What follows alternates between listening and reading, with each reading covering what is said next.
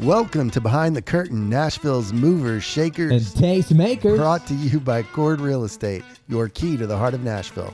I'm Steve Luther alongside my co-host Van Hoye. Here we peel back the layers of Nashville's vibrant scene, sitting down with the innovators, creators, and leaders who shape our city.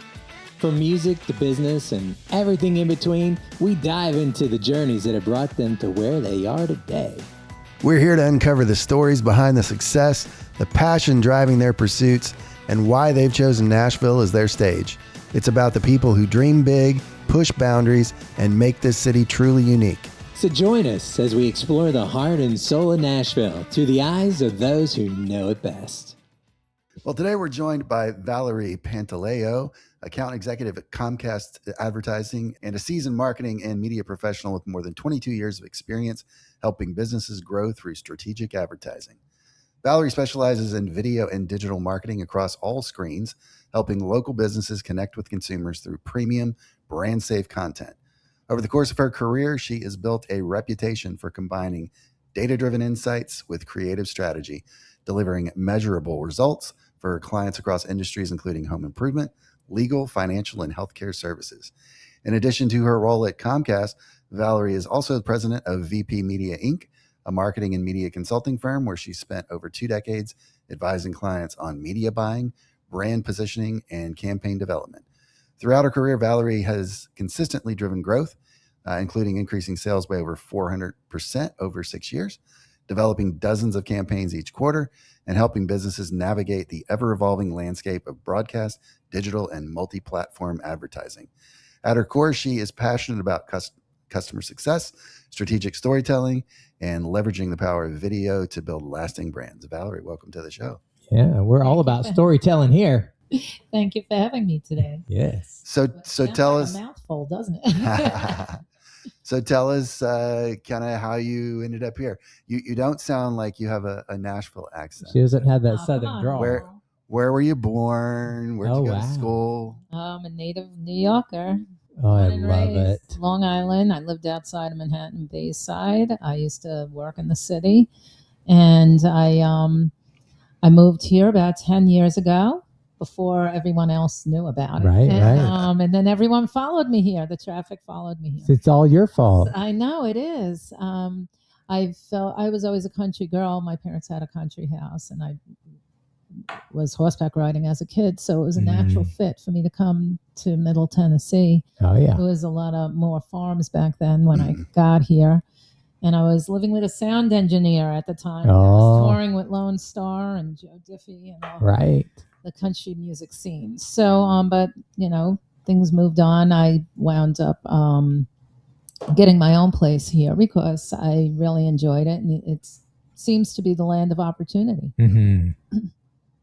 So when you moved to Nashville, were you focused on marketing at that point, or were you involved with? I was actually going to retire out of the and then Comcast dragged me back in. No, I have a passion for helping people. I've always liked to help people make money. Oh, wow. She's the right kind of friend to have. Yeah, I can. In the media world, you can really get sucker punched if you don't have the right person advising you. And now even more so in the digital world, billions of dollars are spent on digital marketing. And there's so many fake bots and so much. Now with AI, you don't know what's real and what's fake. So I like to help people. And I've always specialized in middle-sized businesses because they need the most help. They're going through growing pains. They don't know how to take the business to the next level. And I have one client, he started out one man a truck, and now he's got 6. And I said to him, baby, I'm going to make you a star. And I did. When he's on the soccer court with his kids and people are saying, hey, I know you. You look familiar. I love it. I put you on the big screen. Now, what was your career path? I think off camera we talked about you were at a record label for a little bit. Then I worked for United Artists Movie Theaters. Right. The movies. She was in the movies. I was in the movies. I'm a big movie buff, and I got to meet Steven Seagal and a lot of really cool people in my career. and Oh, they come were on. going through a corporate restructuring. Right. Back in the Wait, 80s, don't go past this. Do you have any Yeah. Steven Seagal stories? Oh, look at we were that. doing a ribbon cutting in Staten Island, and he showed up because he lives in Staten Island. But my biggest claim to fame is Christopher Walken. I met him at a local bar in town in Bayside, New York, and I was dancing with him all night. And I kept saying, "You look like the guy from The Deer Hunter." And, I love it. And he was just laughing it off. And then after he left, the bartender said, "You know who you were dancing with?" So she danced all night with Christopher Walken. I did. There you go. Great That's guy. her claim to fame. Great He's guy. quite the dancer, He too. is a very good dancer. Dancing and walking all at once. I love to dance. It's that's what brought me to Music City. You know, can't play an instrument, but I can dance my toes off. I love it. So from United Artists, you went where? I actually ran a bakery for 3 years, and that's what got me into marketing. A friend of mine had built a bakery. His kids didn't want to run it. It was a lot of work, and I love to cook. I'm Italian. I make all these Italian specialties. So I ran that for a couple of years, and then he decided to go to North Carolina. And I said, okay, now what do I do? And the local paper at the time said, "You're really creative. You would be really good at advertising." So they hired me. I worked my way up from being an account executive to being the vice president of sales. Had a whole sales team. When we started, we had 5 local newspapers. When I left, we had 15. Wow. So it was a lot of growing pains. I learned a lot. I did imagine, you don't see it here, but the local paper we printed averaged over 100 pages a week. Wow. It was big. And I competed against Gannett and the big boys. I was trained by American Newspaper Association, Suburban Newspaper Association. So I have a lot of experience in ad layout design, what works, what doesn't work, subliminal advertising, all that stuff. I went back to school at Hofstra University to finish my degree in marketing. And then I saw the writing on the wall when Google and the World Wide Web was launched. Right. And we were on the cusp of trying to monetize the newspapers in a digital world. And I saw that the internet was going to be the future. And so I got into more of integrated marketing programs. I was one of the first to sell digital display ads. How fun. I was the first account executive when I went into television in New York. I worked for Cablevision that also owned News 12. And I also sold into 80 cable networks with commercials. So I was one of the first reps to sell digital TV. They didn't even know how to do it yet. Right. And I was like, how do I get on the News 12 digital platform? I'm selling it. And to this day, I still get preferential treatment with my old boss. Yeah. How was it making that transition from print to digital? Did you have pushback from corporate? Did you have pushback from clients thinking, oh, this whole internet thing is just a fad? Well, actually, even now, there are clients that don't understand it. And it can be very overwhelming. I try and keep it very simple for them to understand. Now with technology and the way, because I work for the largest media company in the country, Comcast, and it's a blessing in a lot of ways. They've taught me a lot. They own NBC Universal Studios, all the theme parks, the Wi-Fi with Xfinity. We have Zumo, which is a streaming platform. Then we have Audience Express that works with all the household data. And then Freewheel, which works with all the publishers to publish their content on all the digital platforms. So it's a full funnel solution. Right. You're getting premium placement when you're buying from a account executive at Comcast. Whereas other people, it's become the Wild West. There are so many third-party digital companies and platforms, software consultants engineers and whatnot. Exactly. We know all about that. Yeah. So that they're always knocking on the door. Yeah, I was one of them. But no, it's really, I call it the Wild West, and it's people go with people they trust, right? And it's where is the data coming from, and it's always hear the expression garbage in, garbage out. If you're getting the data from a fourth party service, then you're serving your message to the wrong person at the wrong time. It's not real time data.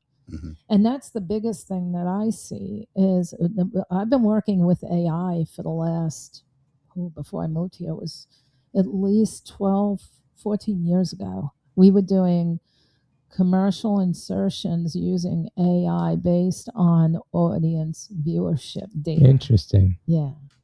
I'd never even heard of AI 14 years ago. Yes. Yeah. And we are in it. And we are one of the pioneers in that technology. Incredible. For ad placement across all platforms, because we work with the publishers of all media. We are a media company, right? But we also, like, look at CBS right now. Can you get CBS on your TV if you have Xfinity? No. Interesting. They haven't negotiated the contract. Right. So right now, over 800,000 homes that have an Xfinity service, they can't access any script media product right now. Amazing. That's the power of what Comcast is. Right.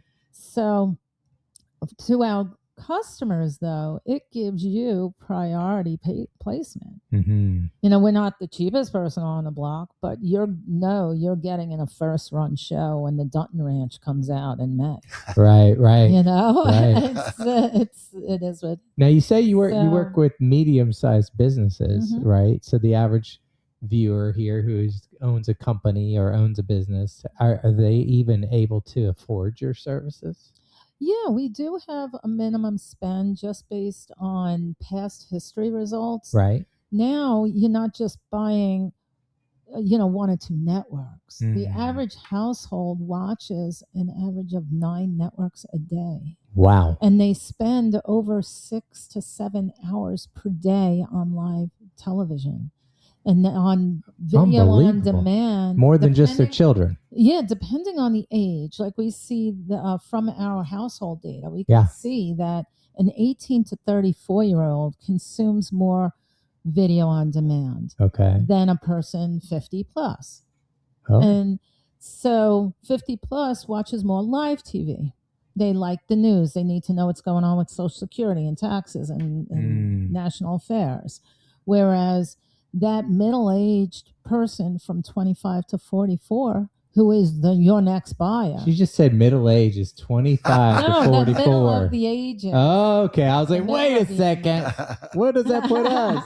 But the middle of the age bracket. Right. They're going to be your future buyers. Right. And everyone thinks, oh, it's all digital. No, it's not. They're watching a lot of live TV, but they're also gaming. They're watching TikTok. They're watching Facebook. So all at the same time. More fragmented. Their attention span is actually much smaller on those digital platforms. So interesting. You have, the old school of media. You have 3 seconds to catch a person's attention. In a magazine, right? You got so. Now, if they're just scrolling on their phone, you're not even getting in a second anymore. Right. Whereas if they're watching a full episode program or a movie or something that they selected, Big Bang Theory, whatever. Big Bang Theory, they're engaged in the show. Okay. They're watching the actors. They know what's going on. Or even if they watch Bravo or TLC or any of the Golden MTV, Girls overnight. I love Golden Girls. Right? Hey, you'd be surprised. Look at the ratings. That's what I heard. I heard that's one of the top shows. Who would have thought about it? They didn't know that show was going to take off the way it did. Isn't that amazing? And but the power of television, the power of being on that big screen in the home, and screens are getting bigger at home. They sure are. Right? and then people have home theaters. Oh yeah. Especially in West Nashville here. I'm sure that Oh, when yeah. they go to a We movie got lots of theater, those clients. you want to recline the chair, fall asleep. Exactly. Or make a thing of popcorn. But it's being in that content, So you can be our guide through that whole process. Yes, I make it easy. It is hard to navigate a lot of digital products. Everyone's said in Google keywords and all that. Right. So many fake bots and so much fake profiles, even on Facebook. Right. I have a girlfriend. Her profile's Chrissy Snow. Oh wow. There's people have 2, 3, 4 profiles on social media. You're kidding. That's a Three's Company reference for all you yeah. young people out there. Yeah, they don't even know. Look up Three's Company. They don't even know. They don't. Yeah, but I never even thought to have more than one. I can barely handle the ones I have. I don't even get around to checking them all. It's crazy. The interface of it for a marketer is easy. Facebook is intertwined with Instagram. Right. You have TikTok now. It's made depending on your business. If you're a nonprofit and you're selling events and ticket sales, it makes it easy for you to do. But if you're a hospital or a doctor or a vascular surgeon, right, you can't control where you're placed in those environments. What about a boutique real estate brokerage? He's perfect, but we deal with a lot of big realtors in Miami, Florida. What? Yeah. We have some friends down in Miami. Comcast is national, so there it is. Over 60 markets in the U.S. We go to 90 million people every day with 11,000 programs every day. So it's a lot of content. It's not going away. Right. It's getting larger, actually, in different ways of accessing it. So, and we do all that. Let's dig in a little bit to Let's the dig. of integrated marketing. First of all, talk to me about like data. He loves data. Everyone loves data. He loves data. But on Google, if you click, you got all these clicks, but what's your conversion rate? Right. Yeah. And what's the actual sale that you're getting from that? How do you track that funnel? Yeah. How do you do it in the real estate She's world? speaking your language, Steve. Yeah. Me, I'm just about how does it feel? How do we do it? How we, Well, he's like, dig in. Are you guys able to pull data in from multiple sources? I mean, I know you'll have all the viewership data and all that kind of stuff, but for example, so we just had a golf course listing that we brought to market. And it was coming to market right before the Masters. Like that week. So we did a whole Masters themed marketing campaign. And we did a reference to Caddyshack, Cinderella story. I love it. About to win the Masters. The little beep. So we were careful not to infringe on any copyright. Here, and what audience did you target with that? So basically, we did that through Meta. And TikTok. Meta specifically, we were the ad we're running. We were targeting. You're very limited on what you can do now with housing ads, which is really annoying. So we were just having to target, who was interested in golf and who was interested in like Zillow and Realtor.com. Right? Should we have called you instead? That was like the best we could do. See, now we know. It used to be, Meta, you could get a lot more granular, but when they had it's getting all ads, it's hard. Meta was made for social.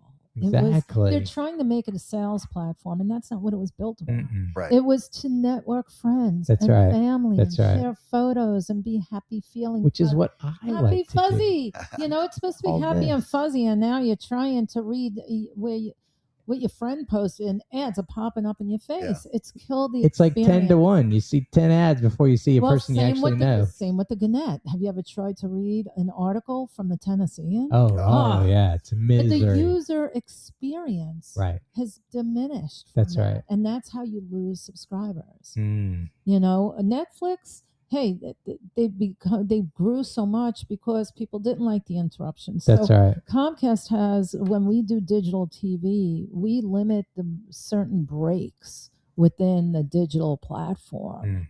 So the user experience, and that's why people do pay for Xfinity service. And it's not just having that cable box, it's having, you could have flex program, it's $9.99 a month, or with the Wi-Fi for $49.99. It's not, when you start adding all these different platforms, ESPN Plus, Paramount Plus, right, you're better off just getting a cable service and having everything with the voice control. But I'm not here to sell Comcast. You asked me about golf, right? Okay, so I sell a lot of golf packages because we have the whole PGA Tour, right? But not only with those packages, it comes with digital impressions that are targeted to golf enthusiasts. Gotcha. Okay, so I work with Mercedes of Music City, great client. They're wonderful. And wonderful. We love Mercedes of Music City. Yes, we do a lot of events with them, and my wife and I like to use them. Yeah, so they will go in all the PGA big events for the season. They also targeting golf enthusiasts, but then we can also target golf content. Or like we're coming up to the fall with college football. Right. Now, broadcast will get some of the bigger games, but if I'm a Buckeye fan or if I'm a Ole Miss fan, I'm going to be watching she said Ole Miss. She said Ole Miss. I'm going to be watching those games on SEC. Yeah. Or ESPN. So we have the most amount of college football to offer. Is that right? You can target college football content, or you can target enthusiasts. There's a difference. You see the difference is the enthusiasts, we don't know what they're going to be watching. We just want to follow them. Right. But the other one, if you target content, you're going to be specifically in that content and whoever accesses it. So as far as for the golf events, I could target ultra affluent. Well, we work with Experian data. It's a third-party data, but we intertwine it with our first-party household data. So we could target Power Elite. These are people that are household income 250 plus.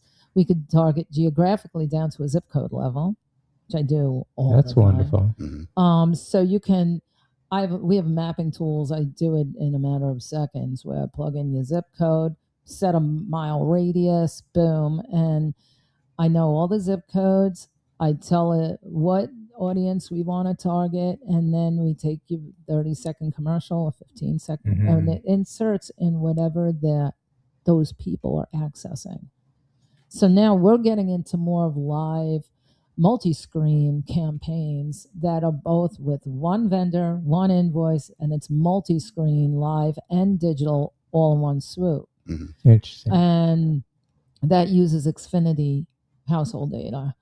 And then we supply reporting on that. What was your frequency, your reach, your impression counts that were delivered for that campaign? Do you consult on the content of the ad? Me, yeah. I write a lot of commercials. Okay. Because I had training from my print days. Right. It rolled into, I sold radio for 5 years. I worked for, it was Barnstable Broadcasting back in the day, and they owned 6 radio stations. So I was always having to write. So she's done movies, she's done radio, I know. TV, The entertainment girl, but this is the papers. I'm loving it. Of the camera. So are you, in that particular instance, are you, when we would be trying to identify like this is kind of the target group we want to market to, they are golf enthusiasts. Maybe we're doing this Caddyshack thing. Maybe they've watched Caddyshack. So the age. There you go. You want to hit a 50 to 65-year-old. Yeah. That's right. The right income level for this particular home. They know the word Bushwood. Are you able to also correlate like who is sort of actively looking for real estate? estate? One of the categories is interested in real estate investing. So does that come from external data, or does that come from who's watching certain shows on the network? A combination of things. It comes from their internet behavior. Okay. Because we own the internet. Right. It's first party. Where have you been all our lives? Gosh, Steve, finally. I explain this every day. Like the days of buying, the morning show Right. are over. It's all about what the audiences are watching and targeting. And that's what your commercials at home are. You're seeing different things. I could live next door to you, but if a 28-year-old with 2 kids, I'm going to see different commercials than you're going to see. Yes, it's that. I had no idea. This goes down to a household level. It's called audience addressable. Unbelievable. And we address commercial campaigns based on the audience you're targeting. I mean, I knew that was the way it was with my phone, but I didn't know it was with my TV too. Yes. Everything's digital. You guys are actually tracking like what people are clicking on. Oh yeah. Everyone's tracking it. Oh, what are those cookies? And then people are rejecting cookies, and then what do you, as a real estate agent, what do you do when everyone's blocking your cookies? How are you going to retarget them? How are you going to geofence? How are you going to, geo retarget? You can't. Yeah. And car dealers, it affects car dealers major because they're all into those geofencing, geo retargeting. Right. Oh, once I get the click, oh, I got them on the hook, right? But no. It's so much deeper than that. She is getting me excited about all this. It is exciting stuff. It is. Because we're on, Do you feel excited out there? I know. Look at how media has evolved. Right. I mean, I started out in print, local papers. Oh, I love and now print. the black on my hands. I don't miss the best. it. I loved it. We get old newsprint on them. Oh, the smell. I did magazines. Magazines are beautiful. I've designed some of the most beautiful magazines. Yes, I love magazines. I got no calls. Oh, that's too bad. No calls. I worked in Greenwich, Connecticut. Right. High end. Oh, yeah. Beautiful. I've done ads for Bentley, Maserati, private charter plane companies. I worked for a boutique agency for a couple of years, running the media division, and we worked on ultra affluent brands. And that is one of the hardest demographics to reach. Right. Because they have assistants buying for them. They are never home. They're jet set. How do you catch them? Well, they all got their phone. They're watching stock. They're watching, or Bloomberg. I insert into there that. You go. Yeah, I insert into all of that. Man. So coming back to integrated marketing, so are you finding that is there any kind of like commonality of what's effective, what's not effective? Is it different for every industry? Is print completely dead, or does that still work for some things? Like I believe in all media because I sold it all, and everything has a place. That's good. As I will never say don't do it, but if you are trying to do an e-commerce site, and I mean, hey, websites Wayfair and all the .com built their websites using television to market it, drive click, to drive people to know. If you can have a beautiful website, but if you don't promote it to the masses, it's having a billboard in the desert. No one's going to see it. So there is, there's things with optimization. But you asked me about print. What was the question? Is print really even effective anymore? Is it just particular industries, or if you're 8 years old? Now, my father is 92. He still reads a paper. Wow. Okay. Most people. So he had you at 60. Even. Thank you. But even people, men or women in their 60s, 70s, they're all digital now.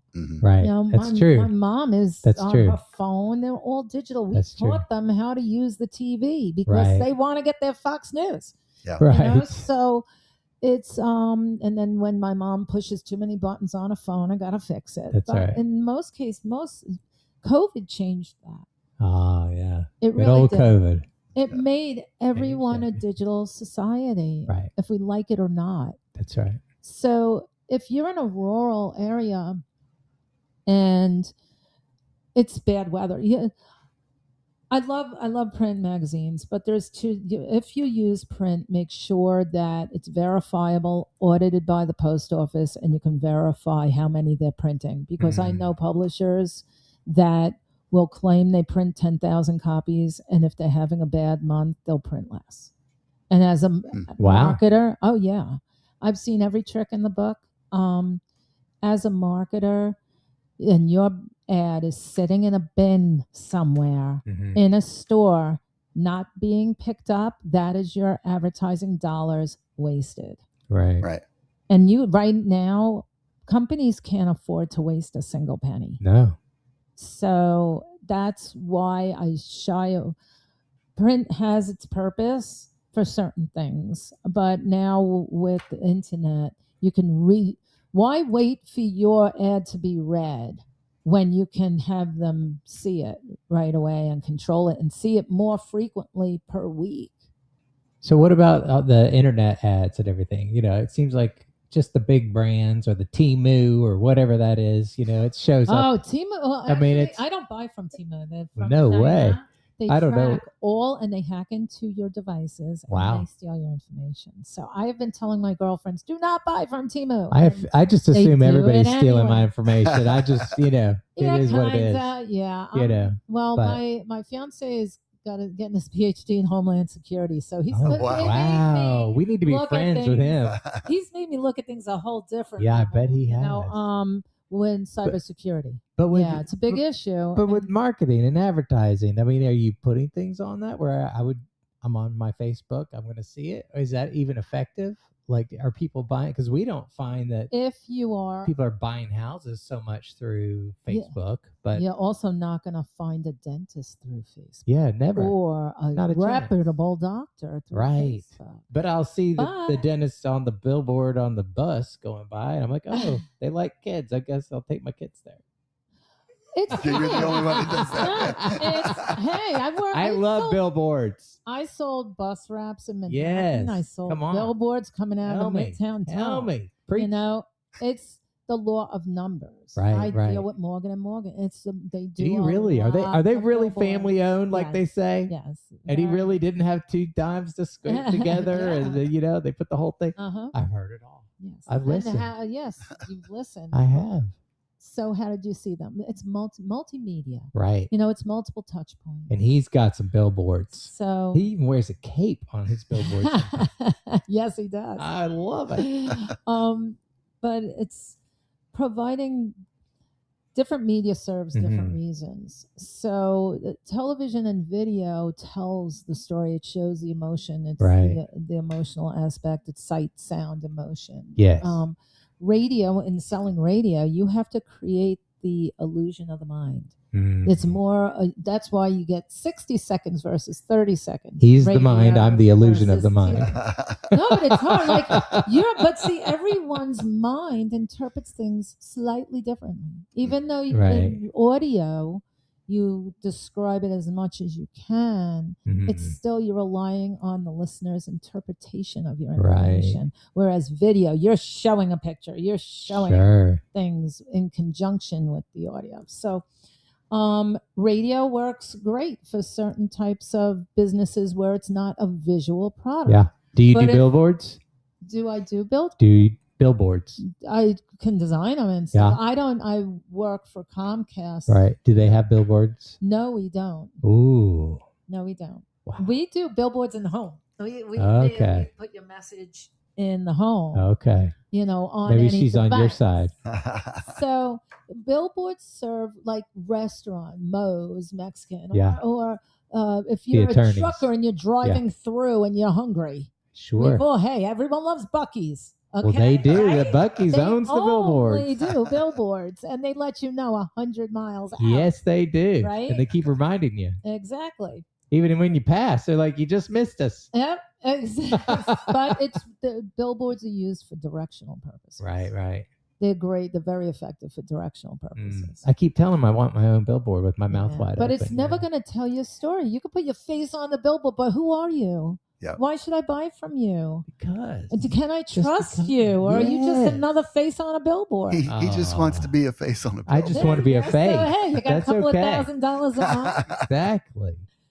A lot has changed. I sold full page ads in the New York Times. I was telling a coworker this today. Full page ad in the New York Times used to go for $14,000 for one day. Now what is it?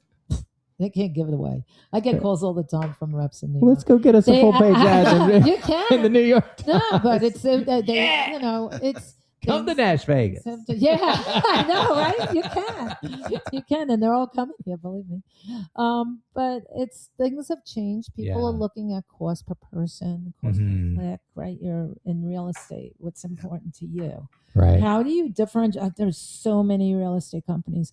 How do you differentiate yourself? What makes you unique? What's your story behind your brand?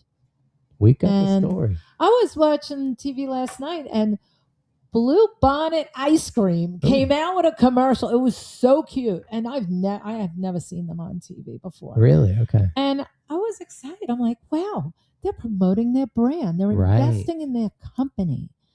They've got great ice cream. They do. Yeah, rich. But look, when you go to the grocery store, he wants ice cream now. I love ice cream. Get him a cone after the show. Yes, please. Don't be teasing if you ain't pleasing. It's when you walk into a store, every category is flooded. Mm-hmm. You got 20 brands of potato chips. That's right. Right? How many you go to ice cream department? What brand? Yeah. Even milk these days. Cabani's getting into creamer. It's really good. Mm-hmm. But it's how do you get in the mind of the consumer? And a lot of it is the psychology behind it. Right. And part of getting my degree in marketing one of it was consumer behavior. And I learned a lot about how to get into people's brains, how to word things a certain way. So if you hire your daughter that just graduated marketing to run your multi-million-dollar business, you really need to have a marketing professional that knows these little sudden tricks so that you get the results that you're looking for. I see it every day in magazines where it's like, okay, where's the phone number? Or the websites now, what happened? Everyone took their phone number off their website. You don't want to get calls? Yeah. You don't want to get customers? Well, we've been noticing people take their addresses off of their websites and their business cards and everything else, even if they have it. I don't even know if you're a reputable company. Right, right. You got to Google them to find out if they exist. Against it. Yeah, I don't agree with that. Some people put the little QR code on the business card. Right. But I don't agree with taking your phone number and your address off your website, because that tells me that you're operating out of your garage. Exactly. Yeah. Right? Exactly. It's perception. Mm-hmm. So, if you're in 4 different states, at least put the states down. Right. But people can find that information with AI now these days. Right. It's true. So tell us about some of your successes. Like, you said, you helped someone with a food truck, and now they've got 6 or 7. Oh no, he's a garage door. Okay. Garage door company. He just had moved here from Kentucky and started a business. Yeah. He grew. So that level of business can use your services, not just a business that does $100 million a year. Yeah, they need it the most. But I tend to call on companies that do at least $1 million in business now, because to do it right, you need to spend a couple of $1,000s a month. Okay. Now, if you have multiple locations, then you can disperse that investment. But I say, do you want to whisper or do you want to shout? We want to roar. Then it takes an investment. Right. You can whisper like you deal with magazines. You can run an 1/8 of a page ad, or you could shout with a full page. Same thing with television. It works with frequency, reach. That's right. So a lot of companies that I see here, they'll pick one broadcast station and put all their budget into that. But the average broadcast network doesn't exceed more than 25% of the general public. Got it. And you're missing a tremendous amount of viewers. Well, that's just unfortunate. But they are trying to go too much everywhere and not doing it efficiently. Right. Mm-hmm. Yeah. So you love what you do and you believe in it. I still do. Yeah. People respond to you. You refer to billboards. Do you remember? Yeah. But here's the thing. If you were to name 5 burger places right off the top of the head. Top of your 5 head. burger places. Yeah, right off the top of your head. What would they be? Well, I'd have to say McDonald's, Okay. Burger King, Yeah. Hardee's, Wendy's, and In-N-Out, because they just moved to Tennessee. You know, come on, how's that? But that brand equity. Yeah. Okay, that they invested. That's right. In that name Probably brand. in that order too. You know, and I joke around. How do you take a brown color carbonated sugar water and make it $1 billion industry? Put a little coca in it. Yes, sir. Yes, sir. Indeed. And shake it on up. Yeah. But it's still a big marketing. Hey, there's people getting out of college every day. I want to get into marketing. Oh, it's so glamorous. Oh, I'm going to start a TikTok. I'm going to do this. Yeah. It's pick what you are. Right. What your company is, and decipher who your audience is. Who do you want? What's the ideal customer? And go after them. That's good. Don't be all over the place because a friend told you, oh, well, it worked for my business and they're selling tires and you're a dentist. It doesn't work. So it's unique for every business. That's why what we do, we tailor specifically for your industry. Comcast provides me with a lot of resources, industry data, sales trends. I could tell you how much money is spent in your particular industry and how much you should invest in marketing. That's the biggest thing is like, how do you know? Right. Well, there is a formula, and depending on if you've been around a while, you're going to invest a less percentage of your company than if you're a startup. You might have to invest 10% of your sales to get that off the ground. And then, heck, I was dealing with a dermatology company. He never advertised. He said, okay, I'm going to advertise. Well, he wanted the exposure because he's sold to a big national chain. So people advertise for different reasons. Got it. It's that building that brand equity. Right. That's what when I meet with a business owner, I said, what's your end game? What's your goal? Are you going to turn this over to your kids? Right. Or do you want to build it up and sell it? Interesting. Yeah. If you want to build it up and sell it, you better invest in that brand, in that name. Right. Build an equity because that's the value of what you can ask for your business. That's right. Right? It's all money. She's just talking your language, isn't she? You like it? Man. Am I just saying am I on point? I mean, let's talk about a little bit about cost per client, conversion rates, those kind of things. Yeah. It seems to change over time. Like, used to be, meta ads were a bit more effective in our industry than they are now. It's probably because just the amount of advertising that's on there now. But even like, Google pay-per-click stuff, maybe it's different per industry, but the numbers we hear is Chinese. like 1%, maybe 2% if you're lucky, conversion rates into a lead, like a legitimate lead. YouTube ads, we've heard like 5 to 6%.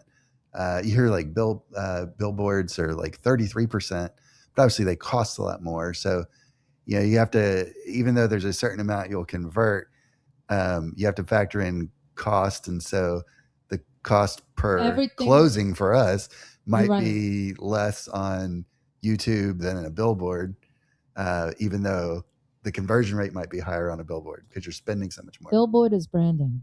Yeah. You're not featuring a specific house. Yeah. You're growing your agency with the billboard. Love your listings are the actual house that you're trying, the inventory that you're trying to push. So those listings, even like a car dealer, they have the auto listings, and that cost per lead, it's more of lower funnel at that point. That's right. You're pushing the inventory. Whereas the actual, why are we going to your agency to list my home? The money's in the listings, not the sales, right? Right. So you want those listings, really. So That's what right. is that? If you get $1 million listing, what's that worth to you? Right. So on that percentages, that cost per lead is actually lower because you're getting the listing, Right. not the sale, you know. Right. So the value of it is higher. I deal with a lot of home improvement services because their cost per lead is lower because their average sale is higher. But if you're dealing with, you know, selling pizzas, your profit margin is Right. lower. So I hate to be, you know, vague, but every business is different. That's Right. what makes my job exciting, and Mm-hmm. is because it is different for every client that I meet with. If I'm a hospital and I have an image problem, or I'm going into a new neighborhood with an ER center and the neighborhood's fighting it because they love their hometown doctor, Right. I need to make everyone know that we are going to give you that same quality care. How do you talk to people? Mm-hmm. You know, so you're looking on it on a real estate aspect for the push the inventory, but there's two prongs to that story. Right. Right. There's two sides to that coin. Mhm. Right. So what's more worth to you? I'm asking you, what's She's asking you, what's Steve. worth more? Where do you want to focus? Well, I mean, push the listings, or do you want to get the listings? yeah, I mean, obviously the more listings you're getting, the more your name is out there, the more continue to come. The more you can control the market. Yeah, that's true. Yeah, and fortunately, we are very good at what we do. So generally, if we get the listing, it sells. Like we have a 99.99% success rate. So the sales is not your issue. It's getting the listings. That's right. Getting the listings. That's true. Yeah, everyone's because we're boutique. We're not the massive company. Mm-hmm. So right. It's a matter of, you know, making yourself known in the right circles, and you Right. can't be everywhere. Exactly. Like I left companies. I go, "What's your marketing strategy?" Oh, well, we have outside salespeople. I said, "Well, I'm an outside salespeople. I talk to a lot of people a day. One commercial can reach 1,000 people That's versus I can't talk to 1,000 people a day, No and way. I'm pretty good at cold calling. You know, it's so." I've seen that trend in a lot of industries where they cut their marketing, they use their marketing dollars for field marketing people like me. And it's hurt the brand. It's hurt the company, you know, because you can't, a sales rep can't be everywhere, but your message can be. Mm-hmm. At the right times of night when people are relaxed, and that's where most decisions are made in the home. Right. Most decisions are made before people even leave the house. You know what you're going to buy in the grocery store. You know, That's true. Know where your destination is, especially in Nashville, sitting in traffic. That's right. You're not leaving the house unless you know an itinerary of what stores you're going to and mapped out how you're getting there. Right. With a map of the potholes to get around them. Exactly. Unbelievable. So, found a new one this morning. Yeah, well, I know you're interested in real estate. I mean, look at all the apartment buildings that have gone up in Nashville. Do you know what they look inside? Do you know what they look like? I don't.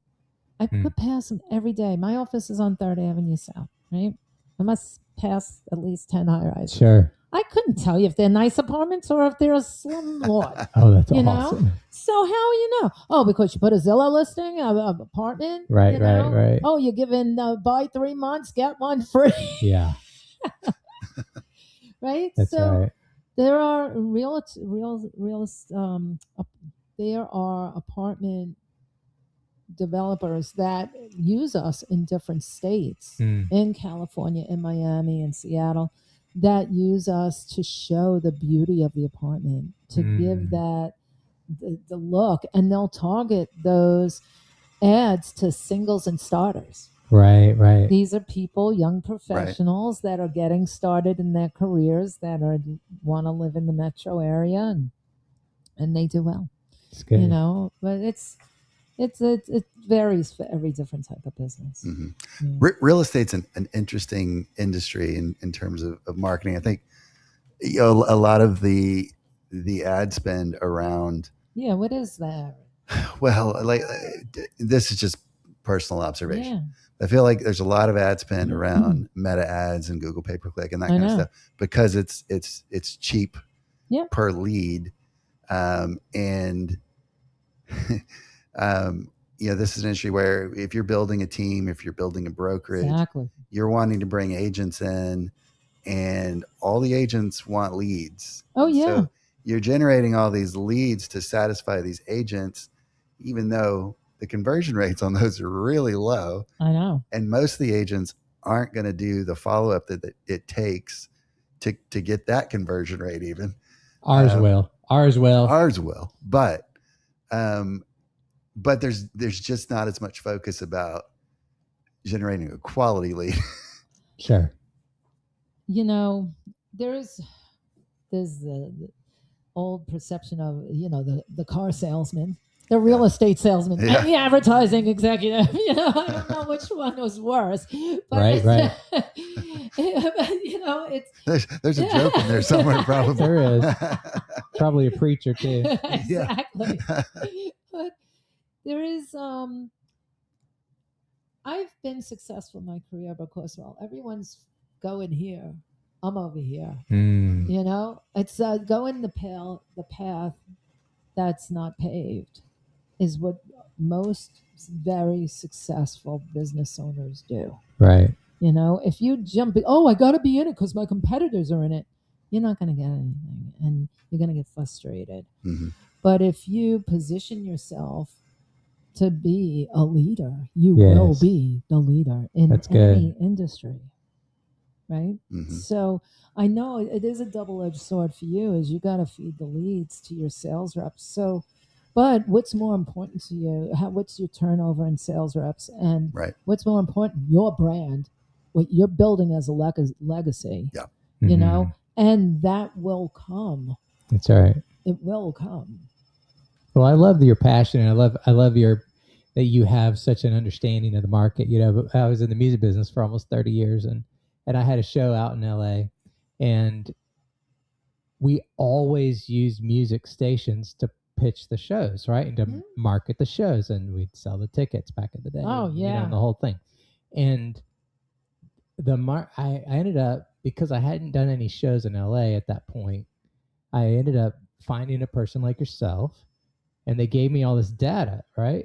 And it indicated that the artists that I was promoting at the time, their listeners, their fan base, didn't listen to music radio. They listened to talk radio, right? And not like today's talk radio. It was more like NPR kind of thing or whatever. And I was like, what? And I had never, ever spent any money on talk radio because that just went against everything I knew, right? So I always spent the money on the key radio stations in that market to sell the tickets. And they were like, nope, you spend all your money on this one or two talk radio stations. And I literally almost broke into hives when I ended up signing that contract, because it was like double or triple what I'd ever spent. And it was on talk radio. And I thought, you're like, how am I ever going, my investor who was backing me, I was like, how am I going to explain this and I said, but all the data showed, and I found somebody like yourself who you were just so dialed in, and we ended up we sold that thing out. I mean, we sold it out completely, and we had a near riot. It was around the time of Rodney King riots. It was like the same month, and we had a bit of a riot out there because people were trying to buy tickets, and we had no more tickets, and they were lined up around the block. And I was like, what is happening? And people, they broke in. They literally broke the doors down. I learned in radio. Well, see, I have a lot of friends that are still radio announcers. Yeah. Some got out of the business because, frustration with digital. But most of them, Rob Rush that works on Long Island, still dear friend. People connected with radio because you had the call-ins. Oh, yeah. It was such a loyal fan base. Now, with what Cumulus and Connoisseur and these big companies, they've let go a lot of the DJs that created that personalized connection with the Sirius audience. XM.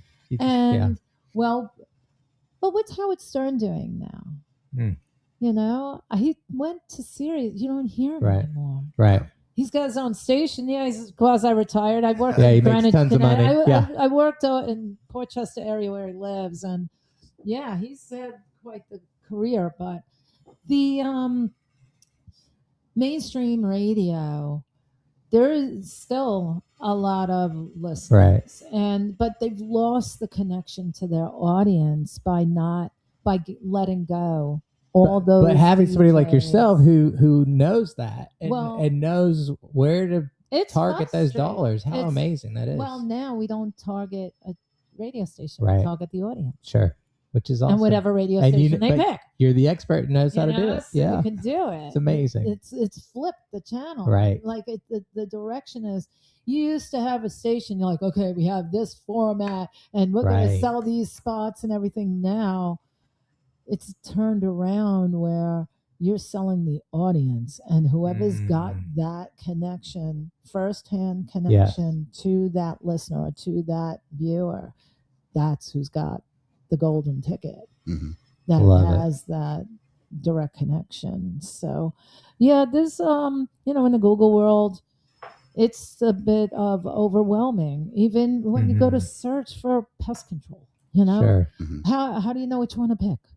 Every industry is so flooded, right? So people use video marketing to differentiate themselves, and when they see you on that big screen in the middle of national programming, or in the middle of a football game, or something, it adds credibility to your brand. That's true. It's not cheap. No, I'm not the cheapest guy on the block, but I've sold everything from we used to call it $1 a holler on the radio. Oh, I love it. Spots for $1, open rotation, 6 a.m. to midnight. Right. And hey, I had clients that loved them, but it's but to be in that premium placement, morning drive or afternoon drive, it's going to cost more with any media. Yeah, it works that way. So if a person comes to you, an ad rep comes, we go to all these people, and how much does it cost? Well, it's only $500, but you're hitting 1 million people. Right. Buyer beware. Yeah, because all media works on a cost per thousand. All of it. So, and that's why companies hire me to cut through. I know the right questions to ask, and I used to be a media buyer. Okay. So I'm the worst person to sell to. Right. You do not want to sell to me, because I will rip your proposal apart. Yeah, I'm brutal. We're like the two opposites here. I'm the best brutal. you want to go to, because I'll be like, oh yeah, sell me. You Come try on. and sell me anything for my house, anything. I'm a tough seller. I love it. So I try and look out the best for my clients. So what I'm picking up from her, she is the mover, the shaker, and the taste maker. Let's talk about content a little bit. Yeah. And I'm going to vent on the real estate industry. Oh, here we go. Okay. Here we go. Sit back. No, you're giving me a lot of insights, because it's that is one category of business where I'm having a challenge in this market. There's so much building and construction, and prices have gone up so much. Yeah. But yet you don't see anyone. Like, I don't get it. I get my mailers. And I have a house in Florida too, so I have both markets. I'm in Southern Florida, so I'm getting mailers here for my house. Sell my house in Florida? No, I don't want to sell my house. I'm not ready yet. I feel like in the real estate industry now, there has been this big push internally for people to become personalities. And so you're seeing all this stuff getting like posted. People doing podcasts and things. No, not like that. I mean, I think we have very good, serious discussions that we do. We talk about. I mean, I try to lighten it up sometimes. I personally, I feel like when I'm hiring a professional, and I consider myself a professional, you are. Like, I want somebody who takes it seriously, who really digs into the data, that is, trying to do what's best for the client and coach them through the process. But I see so many agents now that think they need viral videos and they've got to be this social personality.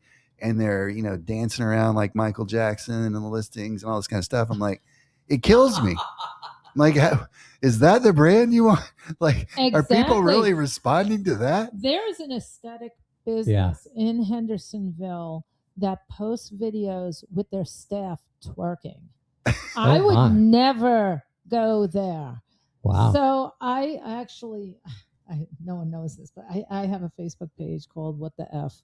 And that's so funny. Because I'm just astounded of what people post on social media. I'm going to follow you tonight. And it hurts their brand more than it helps it. Yes. And that's what when I mentioned earlier to you, well, some people have a face for radio. That's right. That's right. Not everyone should be on video. No, I agree with that. Hire Bless someone. Bless hire an hire a model. Hire an actress. Right. You know, everyone, because we're in the age where with social media, it made everyone the ability to be a celebrity. Right. Well, not everyone is a celebrity. That's true. Okay. And not everyone can be famous. Yeah. Brad Pitt is famous for a reason, right, you know, and so is Nicole Kidman. And, you know, it's not everyone should be on camera. I told you before we started filming that this is the first time I'm in front of the camera. Yeah, you mentioned that. I do not market myself. That's so funny. I don't. I'm the marketer that doesn't market herself. And it's sad because I should be in marketing. But I should market myself more. But I'm busy. I'm blessed. I have very loyal clients that I thank God every day. Every business is competitive. I do think so just for those who differentiate themselves, but they're doing it the wrong way. Right. That's there's certainly a place for that kind of thing. Like the lady that's all over socials that has the pancake restaurant. Yeah. She's hilarious and she plays into that. And I think for something like that, it works great. So I don't know for who a professional that is, services person, like, is that? No, everyone. So many of my girlfriends keep telling me to start a podcast because I cook, I do all this stuff, and you got the great accent. And I got this. You know, everyone calls me my cousin Vinny. I love it. What's my fiance makes fun of me, but it is what it is. I'm not getting rid of my Long Island accent. No, never. I'm sorry, but there are ways to.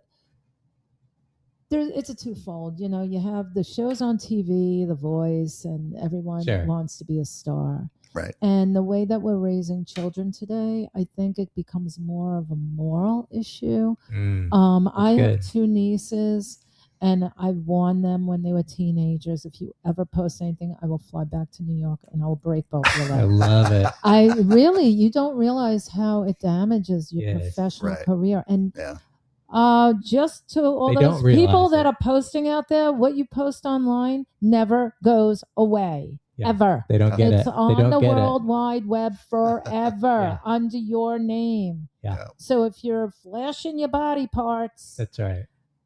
It's there. It's there forever. Yeah. So if you go to apply for a job, my mom taught me to always be professional. You know, you never know where your career is going to go. It's true. And maintain your integrity. Mm-hmm. And I don't know where that's gone these days. Right. Yeah. You know, I think a lot has to do with parents encouraging it, you know, and some kids are generally born with talent. I strongly believe that. Sure. Yeah. I've worked with modeling agencies in New York and talent agencies in New York where we hired kids. And, but not everybody deserves to be a star. And with YouTube, it's made everyone a star. So it's diminished the content. Right. That's why Comcast, I sometimes I get to arguments with my manager. I'm like, why can't we insert into YouTube TV? We're like, no.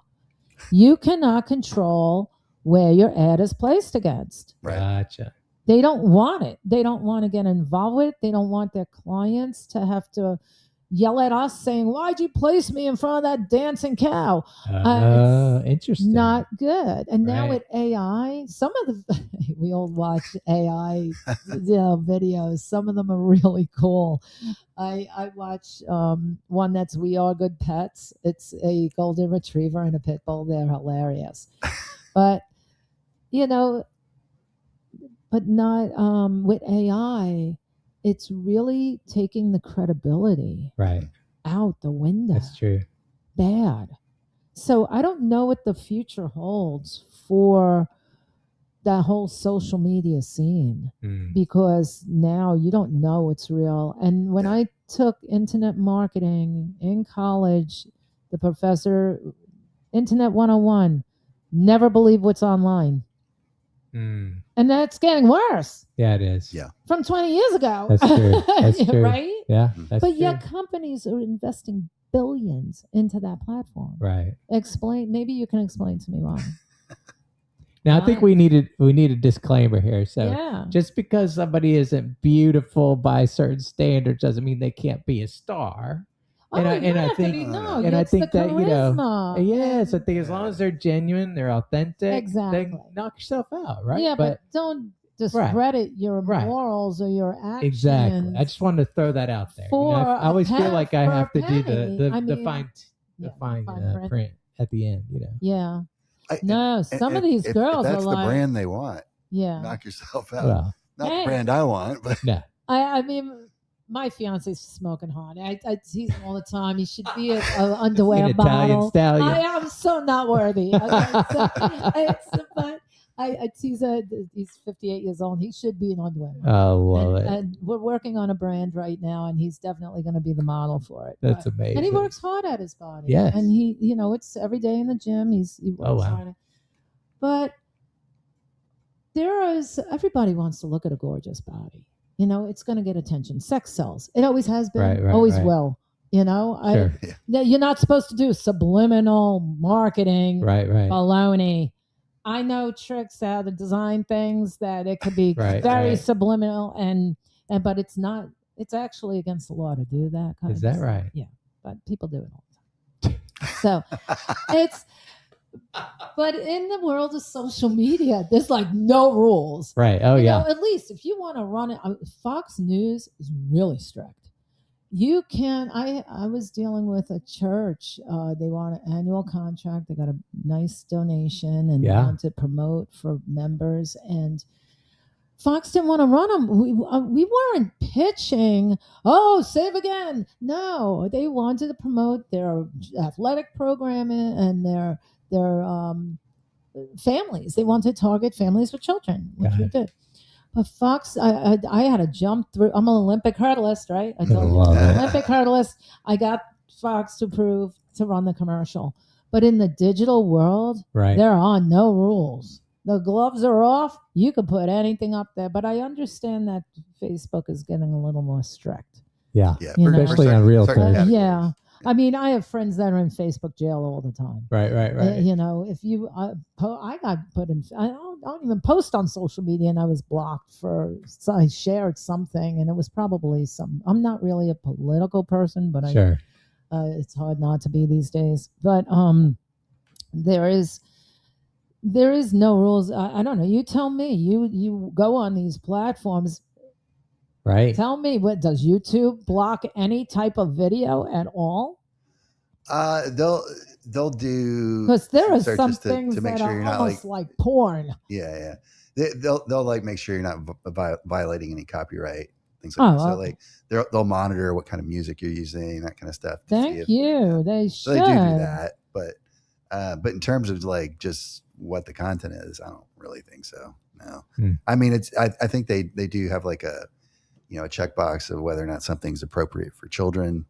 And so they will kind of monitor that to some degree, I guess. But we've never posted anything that would be an issue. So I really couldn't tell you. But I think young kids today should be kids. Yeah, that's good. You should really allow them to be children, go outside and play and be children, not be given a tablet and left alone, And it's the whole digital society I don't necessarily agree with on certain aspects, yet I'm working it every day. And I've been in, hey, some things with AI and, household data. I think it's an infringement of privacy. It really is. Being a marketer, right? Yeah, they're capturing everything. Amazon, they know what you're buying. Oh, you need to rebuy it. Right. Everyone buys on Amazon something. Oh, yeah. But every time you buy something on Amazon, it took away a sale from a local business owner. Mm. And now in your neighborhood, you talk about sociology and in your neighborhood, if you're buying everything on Amazon and not at the local hardware store, then that local hardware store is not going to be around anymore and you're going to have a vacant business. That's true. And how does that help your real estate? Right. Right? Yeah. It affects your real estate values. Yeah, of course. So I don't shop. I have friends that buy everything online, and I explain this to them every day. However, I think some people just don't like to shop. And I think COVID really hurt society with that. Yeah. With force everybody to do online everything. And Sure. it hurt retail.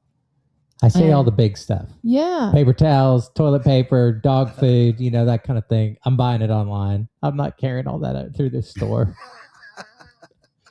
Then that's good. That's good. Yeah, it does hurt every time. Right. Business from patio furniture. Oh, yeah, sure. But I'm that person. You got to feel it, touch it, know the size, know your measurements before you buy anything online, true. right? Did you ever order a chair and it's like, wait, it's too short? What is it made for midgets? So it's there's. Although we can't say why that. You asked me about little people. Back on topic. Right.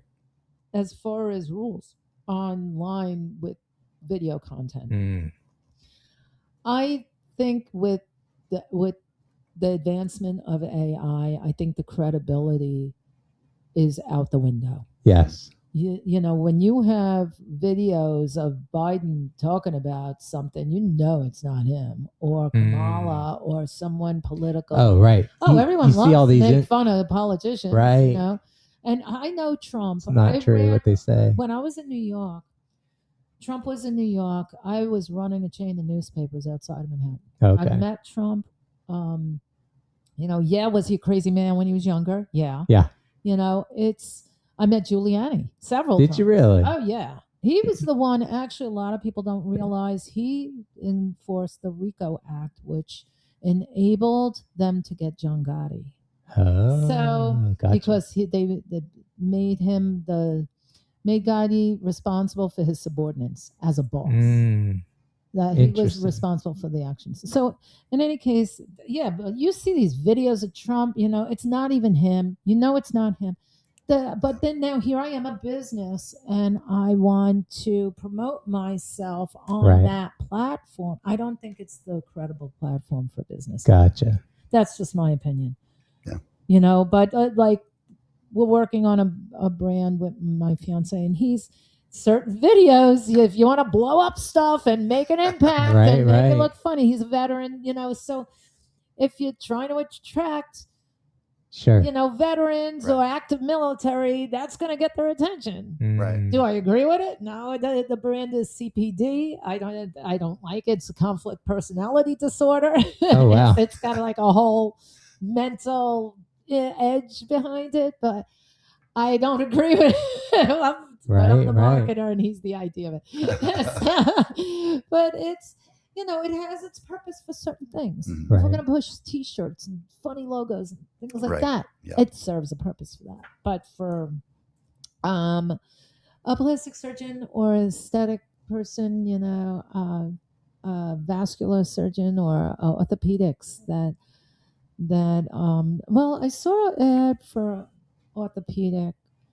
It was Middle Tennessee Vascular, I think. There was a video about knee regeneration, stem cell. So certain videos do act as education, right? And they kept it professional. Mm-hmm. It was very simple video, but Oh no, you tell me. You must get solicited by every single marketing Oh, my company goodness. out Oh, there. yeah, it's nonstop. You know, For sure. and Yeah. how do you know which one to go with? Let me tell you. Roll the Yeah, dice. we've tried a lot of different things over the years, you know, and, Yeah. and we're generally disappointed. It's a waste. Yeah. So I mean, you know, Yeah.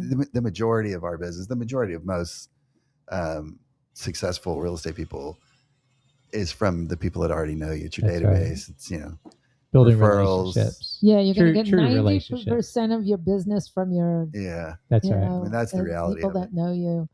But how do you get known? How do you get That's right. trusted? And why is Gary Ashton and Mark Spain all of it? Who is? Because they've got you know, billboards. That's what I'm saying. They got the billboards. Well, yeah, but how did they take that leap of faith? That's right. You know, Yeah. it's either get an investor. Hey, this is some That's right. great wineries in Middle Tennessee, right? Yeah, yeah. And I go, wow, how come you don't promote yourself at Mm. all? And well, we only make small batches, so we don't have the Right. money. You know, I said, well, got to go on Shark Tank. There you Right? go. Get an investor, an Get an angel investor. investor. That's what happens a lot. That's when you see a brand really take off. That's true. You know, Leatherwood Distillery, they're owned by veterans. They're Yeah. in Clarksville. They're a great Mm. brand. They're just opening a new, but they're growing from the ground up. Right. Yazoo Brewery, all of these, you don't. I wouldn't want to be in the microbrew industry these days, especially in Middle Tennessee. Yeah, I it's think tough. there's at least 30 of them, Yeah. right? But they don't market the brand, Right. what to create that image. Yeah. You know, They're all in. Part of it went away somehow. You know, I Sure. don't know where along this whole social media line where it went away. Right. And all of a sudden, oh, traditional media doesn't exist. Yeah, it exists. It's always going to exist. You know, I think, hey, why is the Nashville scene still around? That's right. It's a magazine. People right? trust it. It's built that credibility. That's right. They never let their guard down. They didn't surrender to public opinion. Right. You know, the Nashville Business Journal. I just That's right. attended the women event, the Women in Leadership event last week. They had a luncheon, and they pack the Radisson every year. Right. And they don't change their to conform to the latest and fact. Right. They stay consistent. They keep their editorial integrity, and that's why there's still a credible source for businesses to rely on to get their message out. Where do you think digital marketing is headed? I think back to when this is going to be our longest. Sorry. I mean, we got soapboxes going here. We got excitement. I mean, here we go. When Meta first started, you know, the content was I love it. It was all organic, and now it's gone all advertising. Yeah, it's LinkedIn is still somewhat organic. You know, do you think people are going to start advertising more there? AI, you know, we've been playing this game for the last couple of years of, you know, trying to optimize for AI, and we've been able to generate referrals. You know, ChatGPT told me to call you guys. Grok told me to call you guys. Gemini told me to call you guys. So we've been playing that game, but you know, I look at the costs of these data centers and AI, and I can only imagine, like, at some point that's probably going to become pay to play, and people are going to advertise, you know, on the AI platforms. And you know, when somebody asks who's the real estate agent I should call, whoever paid the most is the right. one. Oh yeah, say. It is now. It is now. Yeah, it's always that whole internet world. You're always going to lose. I can't say you're always going to lose. It depends on if you're selling T-shirts or not. Sure. Temu, right? Right. Temu's got a team of digital people from China or Russia. Well, they've got the ultimate budget. And yeah. So as a local business owner, you're always going to be outnumbered. That's right. You know, and I wish it would all blow up, honestly. Oh, I think wow. we spent here we are. time And that's I where. think we spent too And much there it is. time online. I know. We do. It's like, how many social platforms can you have? Yeah, I should stock in Facebook. I'm an idiot. And Google. But you don't know. Right. Hey, there are companies that are working on technology now that is so far advanced. You go in Europe, they have a chip in you and you scan it. Lord help us. Hey, exactly. But hey, do you ever watch Demolition Man or Terminator? Right, It's 2029. I think machines were getting too smart for our own damn good. Sure. And that's a whole nother podcast. Yeah, I know. I know, right? But a lot of it's gotten smarter. In the marketing world, it has helped businesses dramatically. Right. Unfortunately, Google has gotten so big that it's become a pay to play. You got to pay for those keywords, and it's very expensive. And as an attorney or insurance or real estate, those are one of the top paid keywords. Sure. Injury attorney, certain keywords very expensive. That's why you see Morgan & Morgan on billboards and on TV. That's right. That's why they I can't. The cost per lead it's not effective anymore. And Bart Durham. Durham. It's not efficient anymore. It's Blair now, I guess. So, but he's still branded Bart. So it's gonna be more harder as technology increases for a business owner to compete. And it's important to have an advisor that you trust, that stays with the trends, that is knowledgeable. Because I know buyers here that will only do broadcast TV. Well, gotcha. I tell you, none of my girlfriends watch ABC or any of it. They're watching other things. So it's having a company that can help you, that has resources to help your business, that really can be a game changer for you, and that's it. It's good. You said earlier there's kind of a minimum spend. What's like a minimum spend a month that you would? Most business owners, depends. It goes by the size of your business. Okay. So the volume, how I create a budget. It's there's a lot of ways. You go by what's your profit margin, what's your average sell. If you're a retail store, what's the square footage? If it's a restaurant, how many times you turn the tables? There's a lot of variables, but it goes by your sales volume. And every industry has a different type of percentage. And like we said, you're growing. Are you just starting out? Then you might have to invest 10 to 12% in marketing. If you've been around 20 years, then drop it down to 3 or 4. But you always should be marketing. Right. Even if you're in business for 50 years. Right. Budweiser's still marketing, right? You still got their the horses. companies, actually, the companies that stopped marketing and went 100% digital are the ones that are having a hard time right now. JCPenney's, Macy's just started doing TV commercials again. Is that Victoria's Secrets once told me, we do not do marketing. We are a catalog business, and we're strictly catalog. We do direct mail, and that's it. And then they launched that whole angel campaign. I was going to say, game changer. Then they do an event. Game changer. Yeah. Right? So what you do today can change throughout your business. Oh, yeah. Sure. Yeah. You don't have to be locked in because things are always evolving. And that's the beauty of what I do, is you got to be flexible to evolve and change with trends and industry trends. Hey, I could do Facebook ads and Meta and go online and do a geofence but am I going to be throwing money?